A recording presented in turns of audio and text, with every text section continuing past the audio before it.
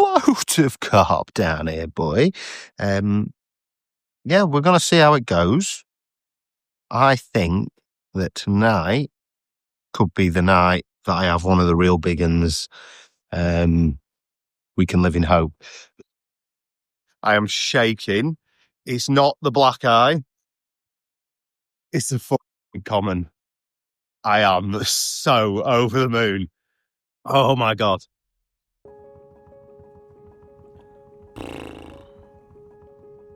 Where do I start? What a ridiculously epic morning it has just been. Something that I've been hoping had happened for a while has happened. And before we get into that, I want to really just recount the session so far. So I turned up yesterday in real torrential rain and I didn't really film anything. And I came round to this swim that's a peg known as Howie's Hole. It's peg 15. And it's a swim that I've been baiting quite heavily and I've not fished for a few reasons or other. But basically, I'd not bothered fishing it yet because it's not known for doing a big un. In fact, the back leg as a whole of this complex at Water Fisheries on Keir Lake is known for not doing big uns. I came in here anyway. And I first picked up with you as I'd found a few fish feeding in a bay. So we'll let the session up until then roll out now for you. Welcome to Water Fisheries. You're joining me just into a session. I got here about 2.5, 3 hours ago. And for the first time, I've gone in a swim that I've been pre-baiting for quite a while now. That's peg 15. I got in there and I got a couple of rods fired straight out across to the snags on the far side where I've been baiting, and another spot closer in. Now that close in rod, I decided to opt for a worm hook bait on there, and very quickly it was evident that the small fish were going to be a problem. They were picking away at it, and I was getting small indications straight away of them picking at the worms. So I decided that I'd wind that rod in and redo the hook bait. But before doing so, I've just had a walk just up here to the left of the swim. Maybe I've just had a liner there. Maybe, I don't know, 15 yards or so up the bank. I've left 2 rods out, as you have just heard there on the spot. But I came up here for a quick look. I put a little bit of bait in here when I arrived in this corner where the wind's just trickling in, and it was fizzing like crazy.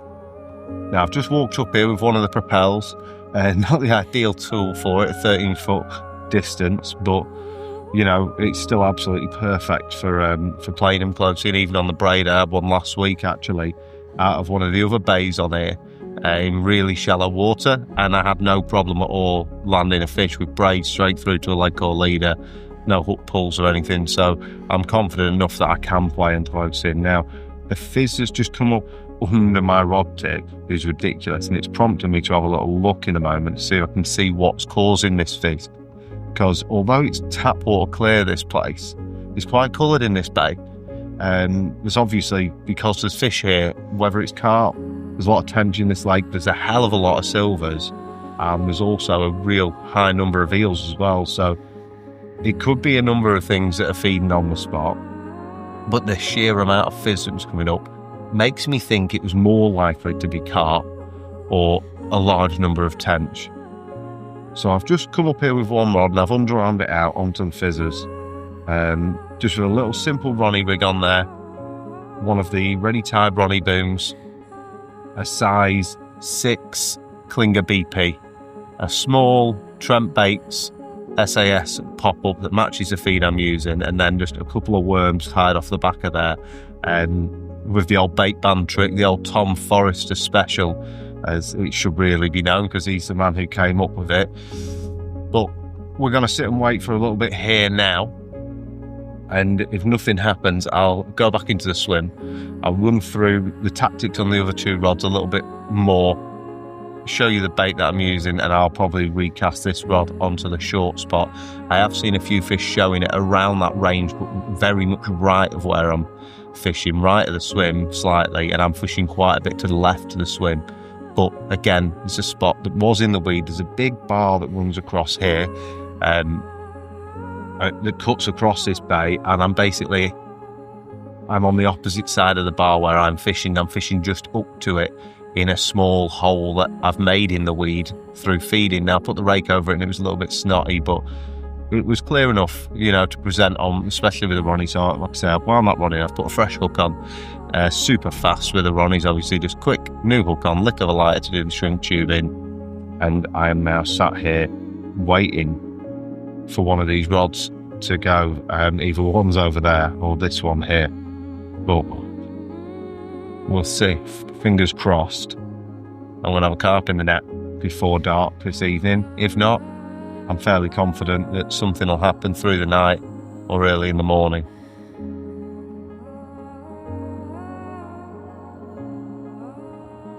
Well, time's up for this one, unfortunately. It's been about an hour and the fizzing hasn't stopped. It's been crazy, in fact, it's been non-stop, but I'm just yet to get a bite. I don't know why. I can only assume that it is the silvers, it is not carp. But I'm going to lift this rod, go back to the swim, we'll put a fresh hook on again, re-rig it all up, and we'll get it out on the spot for the night. And maybe even put a couple of extra swans out. But for now, I've got to tidy up all of this mess, because I've got a landing net on the floor and a bits pouch and a drone behind the camera there. And obviously, you guys stood on a tripod. Let's see if we can trick one out of the main swim.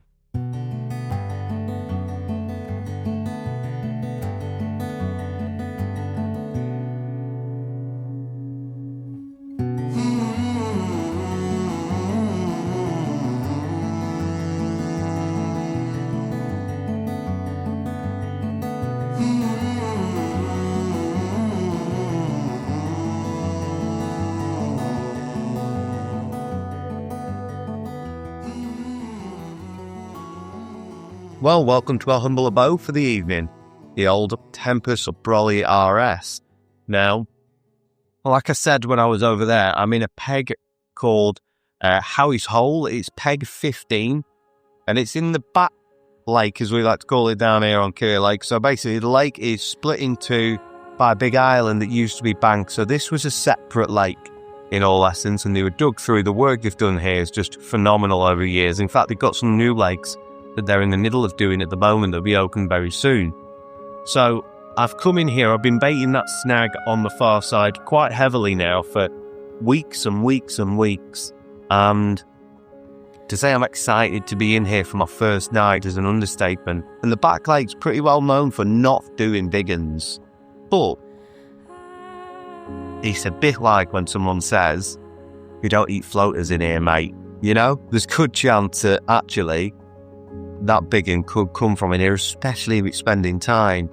And it made me up my baiting in this area. I was baiting another area of the lake, and unfortunately another angler started fishing it, and he wasn't too happy about the fact that I continued to bait and fish somewhere I've been fishing for over a year. But because of that, and because of that common being seen in there, it could be a blessing in disguise. We've got that other common being seen in here. Now, for a bit of context, the lake holds three main targets for me. That's Mooney, that's a big mirror. She's actually done £50 this year. The big common, or the original common, that's mid to upper £40, absolutely awesome, deep-bodied common, and then black eye. And black eye is a low 40 common, but remember, we are practically in the Lake District, almost how far north we are, so very big fish for in the north of England, the northwest especially. But I'd not put that on my kind of will stay till I catch list, and the reason is that it comes out very willy-nilly, different times, different places, different swims. It's not a fish that has a routine, whereas the big common does. And although Mooney doesn't have a set routine, it was quite an easy fish to target, and I was actually lucky enough to catch that one last year. Spawned out weight of £42, but a real special one, a new PB, and a Northwest 40, my first Northwest 40 that was very special, We are now into July. It's the 40th, I think, today, from memory, 50, maybe 14th. And it's been very hot. We've had a massive heat wave, but it's broken today. Actually, we had quite a lot of rain come in today. We were forecast thunderstorms and they never turned up. But you know what? It's one of those things. I still think that pressure drop is going to pay dividends through this session, hopefully. I'm only here for 24 hours. I'm actually going away with the wife on Thursday, so there's no way I can do more than that, unfortunately. I've got too much stuff to do at home, but we'll see how the session pans out. For now, though, I'm going to get the old tackle pouch. I'm going to sharpen up a fresh hook. I'm going to get a fresh one onto this Ronnie, get a fresh hook plate on. This rod's only close in 5.5 wraps, so I'll rock it up quick, fire it out, and then the kettle's going on, and I am going to crash out, get my feet kicked up, and probably catch some Zeds pretty early on, because I know I want to be up for 4 a.m. really to watch the sunrise and see if these carp are where I think we are out in front of me. Fingers crossed, so I'll be seeing you before that with a big one.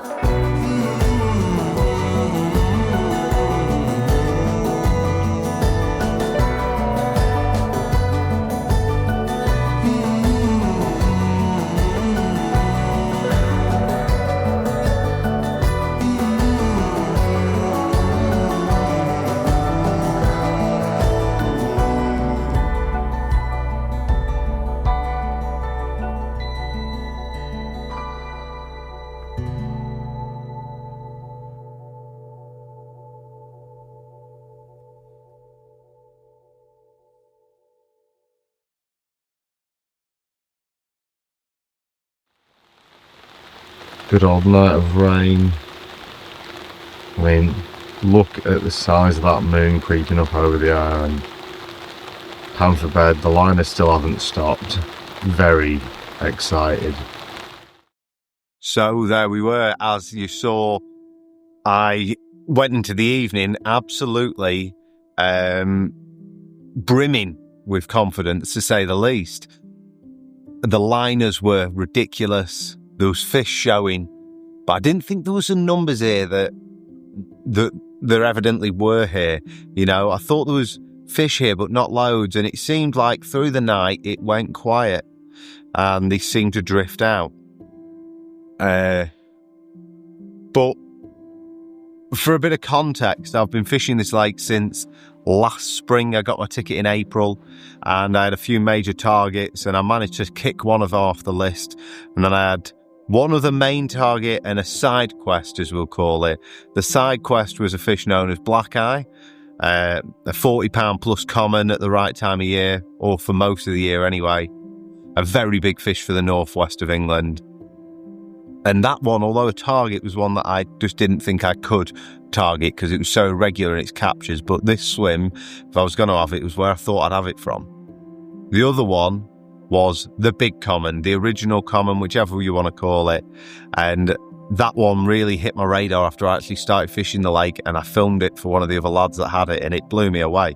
And one that I thought was very catchable in the right areas at the right time of year. It came from two main areas of the lake, a shallow bay up at the other end in Peg 1, and out in the deeps from Island 2. And it's quite well known for coming from those areas, as well as the far right corner from where I am now, Peg 8. So I really have spent a lot of time focusing on those areas over the last 12 months. Since I had the big mirror last year, I've really put my effort into fishing the areas that I thought the big common had come from, with no avail. But it's always one of those things, innit, where sometimes what you least expect is what happens. Good morning from a very different lake. It has rained pretty much non-stop through the night, as you'll see by the water now all over my jacket. It's still raining now. I'll be honest, it's been quiet. So last night, I was so confident of a bite up until about 3 a.m. And I mean, I didn't sleep. I was led in bed. It was just constant liners right up until then. And I was, like I say, mega confident of a bite, and then it just stopped. Everything stopped completely. I stopped getting indications. And now it's a very damp morning, but not damp and miserable, because at about 6 a.m, in an absolute torrent of downpour, the right-hand rod pulled up to the top, and I went out and lifted into it, and we started battle with one. Now, it's not a big one. It's not the best looking one. In fact, it's probably one of the least good looking ones in the lake. But it's fish, you know, it works. It proves that the pre-baiting's paid off, and they're clearly visiting the spot just like I thought they were. I didn't think there was loads of fish in here anyway, so to have had one and had that many liners suggests to me that there are quite a few fish visiting the area. Whether it was eels or silvers that were giving me the liners, I don't know, or whether I was just getting turned over by the carp. You know, sometimes you just have them sessions. The rigs I use, I'm so confident in, but I have no doubt that on occasion, the fish will simply come out in and clear you out, do you a couple of times, or your rig sat funny or whatever, and it's game over. And obviously it's my first time fishing that spot as well, so is everything presenting like I think it is? Who knows? Anyway, we've got one sat there in the retainer just behind you guys, and I'm just going to wait for this rain to pass over. It should, probably the next 10-15 minutes it'll clear. If it doesn't, you can stay in the bivvy nice and dry. I'll go just out the door there, and we'll get some video and photos of this little mirror.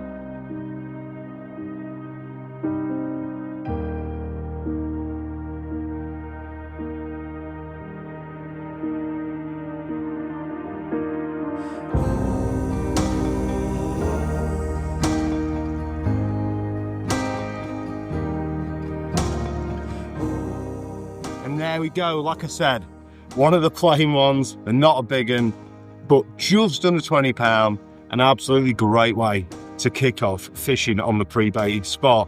Like I say, that spot, I've been hoping that it'd start doing some fish, and well, for it to done one on my first night off it, I'm pretty confident. Since I've got the rods back out, I'm getting liners again. So hopefully this won't be the last one of the session.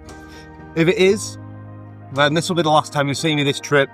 You'll be seeing me back down here again very soon for the next one.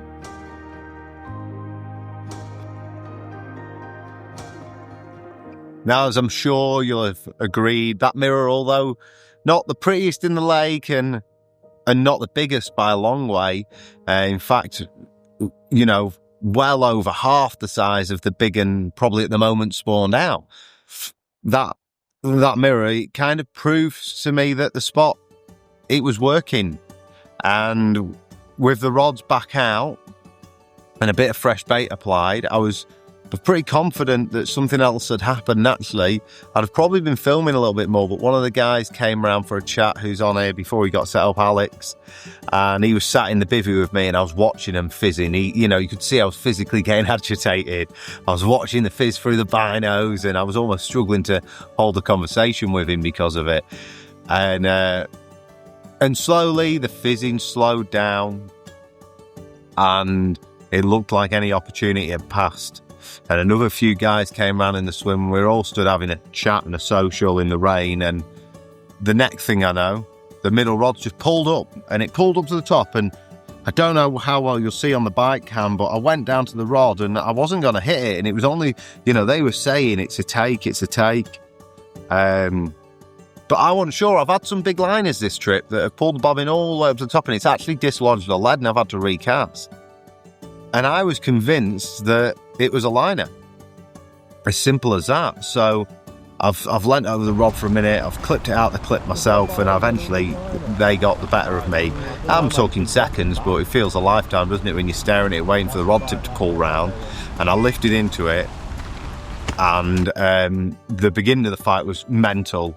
The fish tried to get to the snag as hard as it could. I managed to turn it and get it coming back this way. And then when it got to open water, I hit record. And let's play it out from there because, yeah, wow. Well, a few of the lads have just come round to see me. And I said after that last one, you wouldn't see me again unless something happened. And the rod has just pulled up really weird bite. Like it's not smashed off like I thought it would. The rain's pouring down. I've got Andy here doing the honours. And I think I might have quite a big fish on.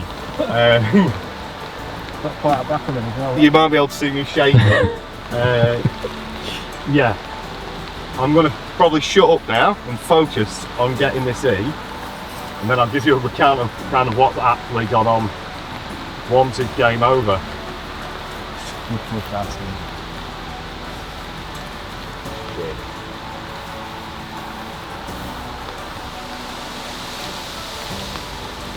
No, it's not. It's not black cat at all. It was the head shape. Yeah, I just saw the square of his head when it turned over.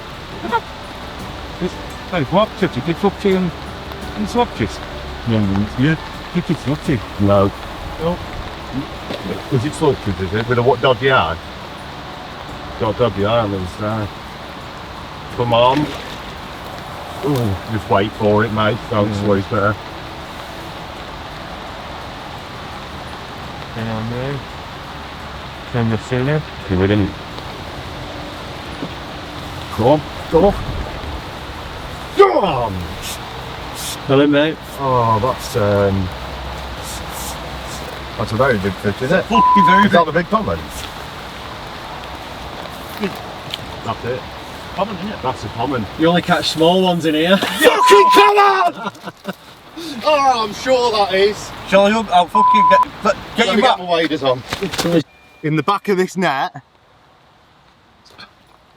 I think it's mission accomplished. I said on it, obviously, there was two commons that I wanted, and the big common was the one I really wanted. And I would put money. I want to check first on the map, but I put money on this being the big common. Yeah. I'm gonna retain it up, and I'm gonna have 5 minutes. My head's gone. Get her on map, mate. Get that sling for us, mate.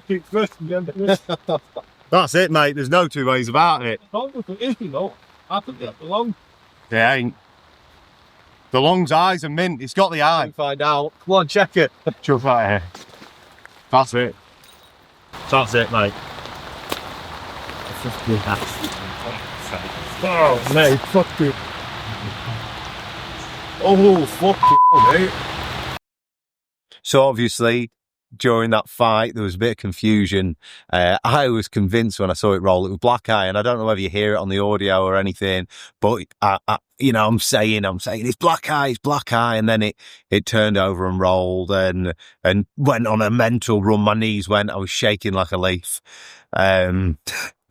Just stupid, absolutely stupid. I knew it was one of the big commons at that point. Like I say, I thought it was black eye, and then when it popped up and I saw its eye, it didn't have black eyes, but it did have a dodgy eye on one side, and the big common has a dodgy eye on that side. It's gone in the net. First time I've asked him for Andy, he's just guided it over the net for me perfectly and scooped it in. And we've got her sat down to the side in the retainer. We've given her away. The scale was bouncing around too much, so we plonked her back, gave her a bit of time, and me a bit of time, more importantly. When a fish means so much to you, when you really have hit a point where it's just, you sat at home, and the missus will attest to it, you sat at home going, this fish, it's taking your mind away. And last night, I was so confident last night that I was going to have one. I actually sent a video to Stephen, and I'll let that video play out now. This is a quick message from Mr. Stephen Coe. Recently been ghosting his boy. That liner there, that's the sound of the black eye common feeding on my spot. I'm going to catch it tonight, £40 plus, just to let you know. It'd be nice, tell you about it in person. Well, I was convinced I was going to have black eye, wasn't I? I sent a video saying I was going to have it. I spoke to Simon last night on the phone saying I'm going to have it, and I even guessed the weight that I thought it'd be. And although it wasn't that one, it was the one that I really wanted. So, without further ado, and without any more teasing, have a look at her. What a moment. You are not going to get a nice B-roll sequence of this one coming out on the bank, as you'd expect, but we have confirmed it is definitely the big common. We've not weighed it yet, but I'm going to leave you rolling there for the whole time, and you'll see a load of chaos in front of the camera, I'm sure, with people taking photos and that, but we're going to get her on the bank, get her weighed, and see how big it is. To explain how buzzing I am right now is an understatement. This has been an obsession, this car. And this is the first time filming what was going to be a big old long vlog series, hopefully. But it's not now because I've had this one. You'll keep following me through the year, but it's mission accomplished. All right, let's get her out. What an absolute mega moment. £39 on the nose. Not as big as I thought she could have been, but who cares? Absolute obsession, this fish, every waking minute. And to be holding it now is surreal. I kind of don't want to let her go. What? Come on, girl. What a moment. What a moment. There we go. Right, the lads are going to go crazy now, running around in front of the camera with the stills, but I'll leave you rolling. Right, are we ready? You happy there for your angles and that, mate? So, Sid's got some more water, mate. Please the chef. hang on,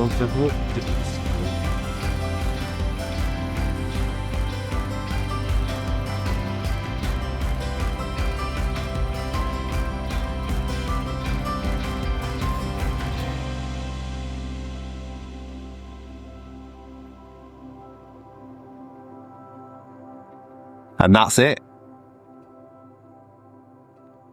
What more can you say?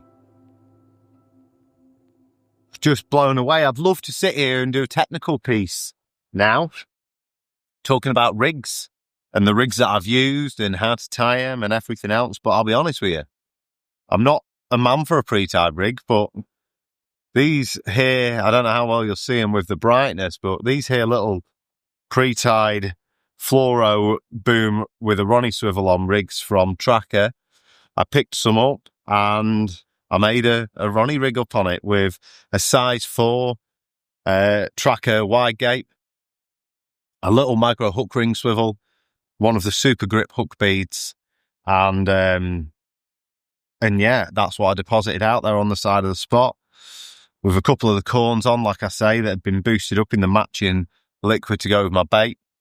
A good old helping of bait. You know, you've got to think an 18-litre bucket filled to the absolute brim and some this morning is a lot of food to put on a spot. But, you know, them big ones, when they come in, they can eat, can't they, at the end of the day? And I think on here that they don't come in ones and twos. I think they come in groups. And what I think's happened there is that I've probably had a group of fish come in, all that fizzing, all that frothing, feeding. I've probably just been turned over. Like I said, sometimes it just happens, you know, you just keep getting turned over. But obviously with a Ronnie, with that boom, it's just a perfect stiffness just to reset every time, especially on a leg clip. And it's obviously kept resetting. And eventually when the big ones come in afterwards and had a feed, I've managed to catch it.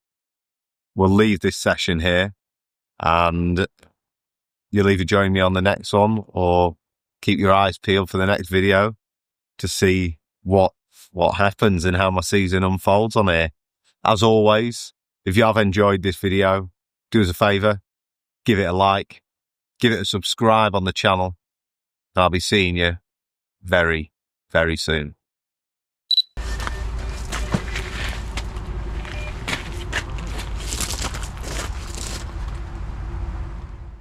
Well, it's happened again. I've just wandered up the bank to the van. I just kicked my waders off like a lunatic. Literally just got my trainers on. And the right-hander's just absolutely busted off. smashed up to the top, locked up, tips pulled round, and we're in again. Doesn't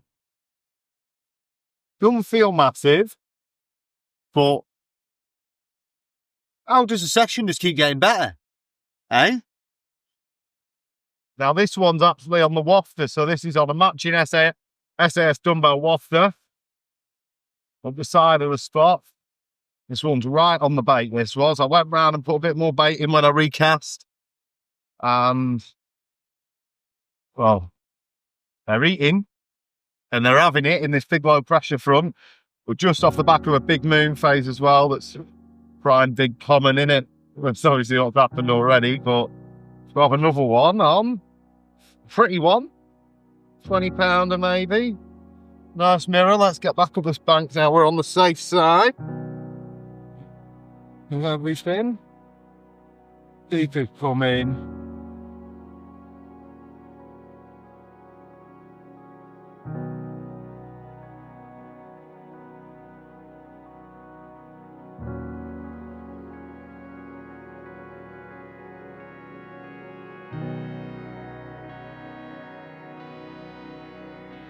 Go on then. Come on, what a session this is turning into, eh? Glad I started filming it, put it that way.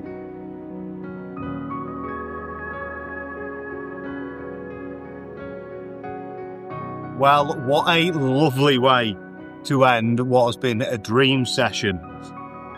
21.5 pounds, absolutely beautiful, rooked like crazy.